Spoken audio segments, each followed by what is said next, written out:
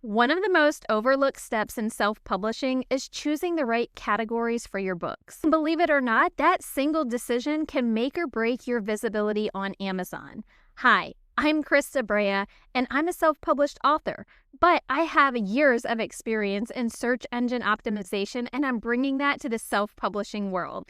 Here's the truth. So many authors spend weeks, even months, writing and editing their book, but they skip the upfront research when it comes to choosing categories. They just choose a couple that sound right when they're uploading their book and their manuscript, but they don't realize those categories determine how discoverable their book will be. Categories are essentially your book's shelf placement in the world's largest bookstore. Choose the wrong one and your book could get buried. Choose the right one and you could hit bestseller list in your niche, gain more visibility, and reach the readers who are actively searching for your type of book. Another key point that often gets missed is that categories differ between paperbacks and ebooks. This means you can't just copy and paste the list of categories for each type of book. You have to be more specific when choosing this. When you're selecting categories, think about a few things: competition level, how many books are already ranked in that category, the relevancy of that category to your book's content, and how easy or difficult it will be to climb in those ranks. So this isn't about gaming the system, it's about being strategic so your hard work actually reaches the right readers. And that's why today I'm going to show you exactly how you can find the right categories using Publisher Rocket. With just a few clicks, you'll be able to uncover hidden categories that most authors completely miss. So let's get into it. Here's how to set your book up for success by making smart category choices.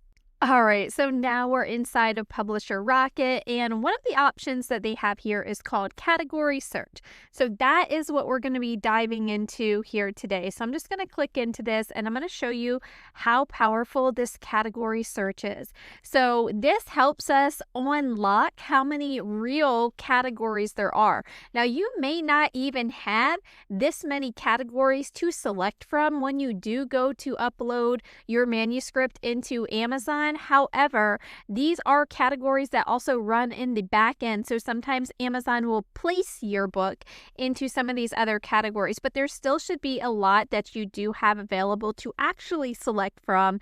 And this tool with Publisher Rocket is going to help you find those. So let me make sure that we are setting this for book. So this would be for your paperback, your hardcover, things like that, because there's a whole different set of categories for ebooks. So whatever your book is, let's say that you are doing a book on money skills. And so you might select books for this exercise. And then what we might want to do here is look under this category, business and money, because that would make the most sense for what you're trying to write on your topic about. And just click this check it out button.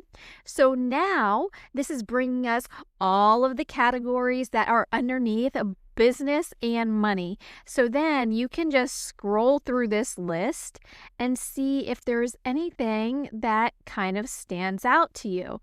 Now, again, there's so much information to dive into here. Like, this list just goes on and on and on. So one of the other things that you're going to see here, and I just want to point this out real quick because this is really important, is some of these will say selectable. That means that you can find it when you're choosing your categories inside of Amazon KDP as you're listing your book.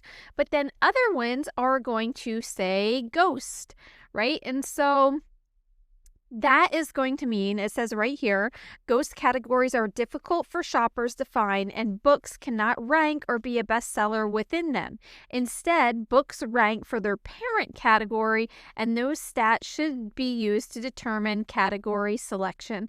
So it's just saying that this is it's a ghost category, and your book might not get a bestseller even if you are a great seller in that category. So just keep that in mind when selecting your book categories. But yeah, as you can see here, there are so many. Like, this list feels like it goes on forever, and that is just in the business and money main category. So a couple of other things that I want to point out here, because this is also going to be something that you might want to take into consideration when choosing your categories. So The first column that's over here is sales to number one. This is, and as we hover over this is the number of books that you need to sell per day to rank number one in this category. So first, what you would do when selecting categories is to run through this list and write down all of the categories that could be a potential good fit for your book. So maybe that means coming up with a list of 10, right? Because then what we're going to do is narrow it down, because we want to make sure that we don't have an oversaturated amount of demand to have to sell number of books per day to reach number one in that category. Now, this one over here is sales to 10. That means that you're at least on that top page listing to get to that first page to have your book rank on the first page of Amazon. So with that being said, you can see here these numbers are a lot smaller. So for example, if your book was going to be in accounting and it's on a CPA test, well, you only need to sell 2 books a day to get in the first page listing, but you would need to sell 13 books a day if you wanted to be number one in that category. And again, that is a selectable category. So if your book was around accounting and taking a CPA test, then that would line up and make absolute sense. So let's move on down, and we're just going to take a look at what else we might find here.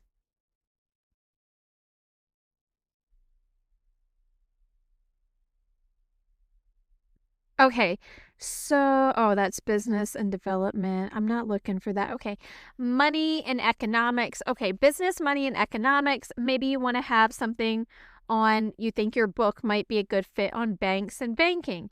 Well, in order to be number one, you have to sell 105 books, or you have to sell at least 7 books a day to reach that first page. So that's a big difference. So that whatever book is like the top seller in that category is selling a ton.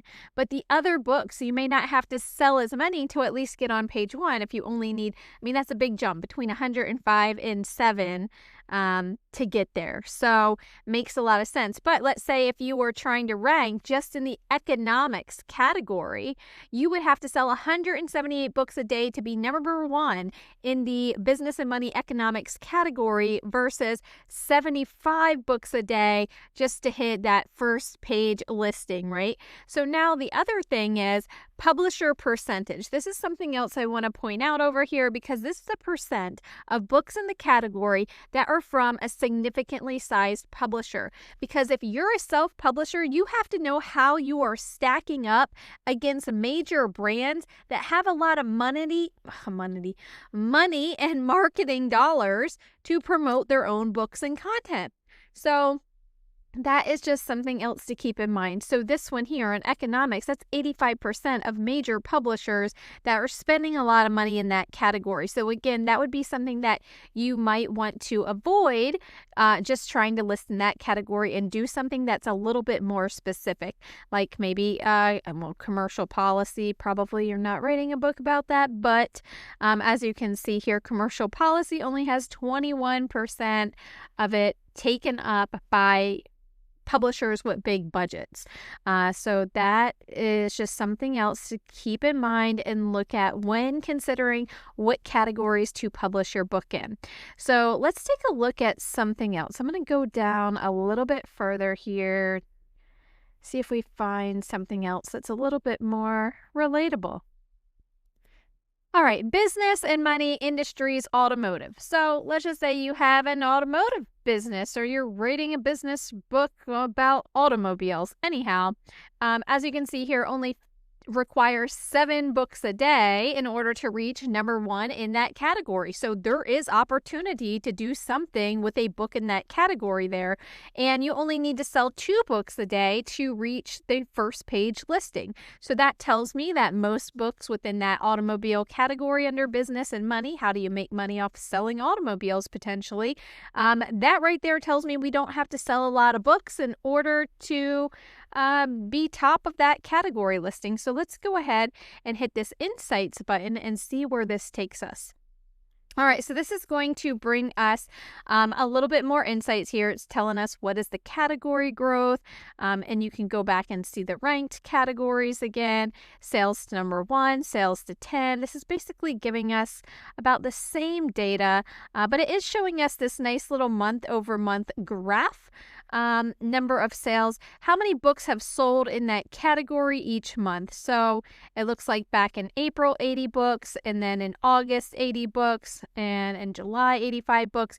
So you can see about how many total books within that category have sold in a given month. So this also says, hey, you know what? You're probably not going to be selling hundreds of books of your book that you're rating in this category, so it may not be very lucrative. Average price is about $15 for an indie publisher versus a traditional publisher only selling them for about $11.19 per book. Probably not making a ton of money, but it would be less competition and easier to rank books in that category. Now you can also click on keywords and identify other keywords that you could use when crafting your title, setting up your ad campaigns, or plugging in your keywords for when you're importing all of this content into Amazon KDP with your manuscript and you're setting up your listing. So overall, this gives us a ton of information. I would highly recommend playing around with it. If you want to get your hands on Publisher Rocket, I'm going to put the link down below in the description here of this YouTube video. Again, I hope you found this interesting and that you know, maybe it's a new tool you didn't hear of before and now you're interested in exploring it. So go down there, grab it. I do think it's completely worth the investment, especially as a self-published author. Doing this upfront research and planning is so crucial to have a successful book as a self-published author without having to put tons and tons of marketing dollars behind an ads campaign just to see your book sell. So overall, thank you so much for watching. I hope to catch you in my next video, and don't forget to subscribe.